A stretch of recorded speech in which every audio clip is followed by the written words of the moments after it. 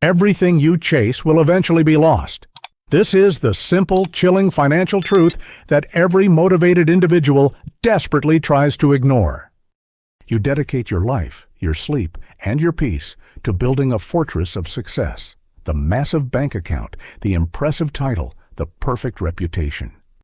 But Alan Watts warns us that this entire project is based on a fatal design flaw.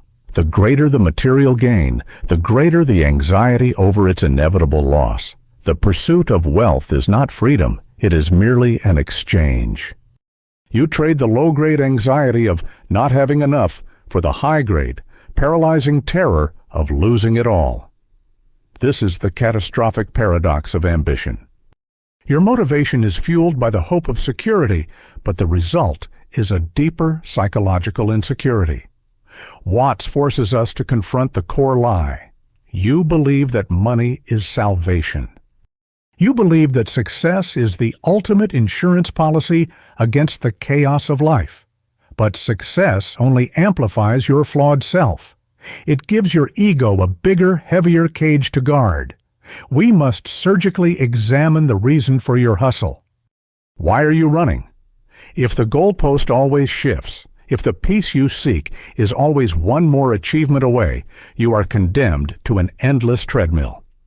True, sustainable power, the ability to act without paralyzing fear, must be sourced not from the fleeting realm of acquisition, but from the unassailable, non-material reality of the present flow. The pursuit of transient goals is a distraction from the only thing that truly matters, the quality of your attention right now. The catastrophic flaw in your motivation is one of geometry. You assume that desire is a straight line leading to fulfillment. Watts taught that desire is, in fact, a cycle, a self-perpetuating illusion where the satisfaction of one want immediately creates the necessity of the next. When you chase money as an end, the moment you obtain it, the mind instantly asks, "How do I measure this wealth?" And the only available tool for measurement is more wealth or more fear. This is the psychological mechanism of the trap. The pursuit of wealth shifts your identity from creator to container. Before the big success, your identity was the creator. You enjoyed the process of building, the spontaneity of the hustle, the joy of the flow wu wei. But once the wealth arrives, the ego forces you into the paralyzing role of the container. Your sole purpose becomes to protect the assets, to defend the status, and to vigilantly guard the perimeter of your financial fortress. This defense requires constant energy, transforming your motivation from a spontaneous outflow of creation into a chronic, anxious intake of defense. This shift is rooted in the fear of polarity. The external world insists that wealth and poverty are opposites. But Watts saw them as inseparable phases of the same economic dance. When you desperately hold on to wealth, you desperately hold on to the fear of its inverse, poverty. The intense effort you expend securing your millions is proportional to the intense effort you expend worrying about becoming poor again. The wealthy person fears the tax audit, the market collapse, and the betrayal of the advisor, all of which are simply the sophisticated versions of the initial primal fear of lack. True freedom begins when you realize the futility of this measurement. Your worth is not a figure on a balance sheet. It is the quality of your attention and the spontaneity of your action. You cannot free yourself from the fear of poverty by accumulating money. You can only free yourself from the fear of poverty by accepting the unity of the polarity, understanding that both states are temporary conditions in the ceaseless flow of life. The wise individual, therefore, treats money not as a container to be guarded, but as a current to be flowed through them. They act to keep the current moving, reinvesting, spending, and creating, because they know that attempting to hoard the flow is the only way to guarantee its stagnation and eventual loss. The pursuit of wealth, when driven by fear, inevitably leads to the consumption of the ego. The toxic mind doesn't want money. It wants the illusion of superiority, that money confirms. This is the moment your success becomes a spiritual cost. The ego demands that your worth be measured by your material display, leading to an endless, exhausting game of comparison and status defense. Watts recognized that the ego's thirst is insatiable because its existence depends on perpetual lack. The moment you achieve financial security, your mind instantly invents a new form of insecurity, the fear that others do not recognize your status or the fear that they might take it away. This forces you into the paralyzing role of the defender of the title. All your creative energy is diverted from spontaneous living into the maintenance of a facade. The deepest tragedy of this chase is the inability to enjoy the moment. You work frantically to achieve a future state of peace, but by prioritizing the future, you fundamentally destroy your capacity to inhabit the now. The ego says, I will be happy when the project is finished, when the debt is paid, when the account hits X amount. But when X is achieved, the mind immediately generates X plus 1. You become functionally incapable of appreciating the current moment of comfort, success, or quiet joy, because your entire nervous system is conditioned for future anxiety. True wealth, according to the philosophical tradition, is the unburdened capacity to experience life. It is the rich moment of tasting the food, feeling the sun, and enjoying the process of creation. This wealth is entirely non-material. The most financially successful individual who cannot stop worrying about the stock market or their competitor is spiritually impoverished. Conversely, the individual who has mastered their attention is unconditionally wealthy, regardless of the figure on their balance sheet.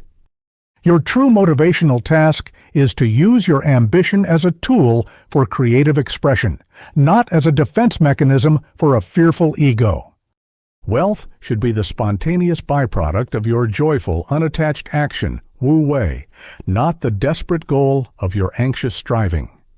If the ambition is driven by the desire to prove your worth, it will destroy your ability to enjoy the very life you are trying to secure.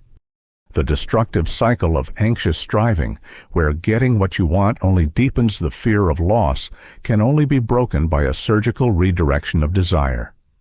The toxic motivation is driven by the desire to hold and possess the transient. The enlightened motivation is driven by the desire to flow and create. The fear of poverty is an ancient paralyzing instinct. But Watts illuminates that this fear is an illusion built on the premise that you are solely dependent on a fixed external resource. The greatest wealth is not what you have, but what you are capable of creating. Stage 1. Disown the object. You must treat all money and possessions not as permanent anchors, but as tools or energy. The moment the funds arrive, mentally relinquish ownership. The purpose of the money is not to sit still and be counted. Its purpose is to flow, to be reinvested, used for creation, or spent with conscious joy. This is the financial application of non-attachment. When you realize you don't own it, you free yourself from the anxiety of guarding it. You become the riverbed that allows the water to pass through, knowing that the river will always return. Stage 2. Embrace the skill as security. Your true, unassailable wealth is not stored in a bank account. It is stored in your capacity to create value. The motivated person stops deriving security from the number of zeros in their account and starts deriving security from their skill. Money can be lost overnight, but the talent, the wisdom, the creativity, and the ability to solve problems, these are non-depreciating assets that can rebuild everything.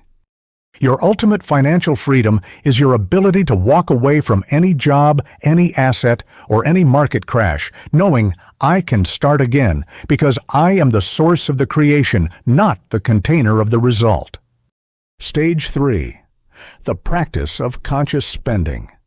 Most success-driven people are unable to spend money without guilt or anxiety, hoarding it as a defense against a feared future.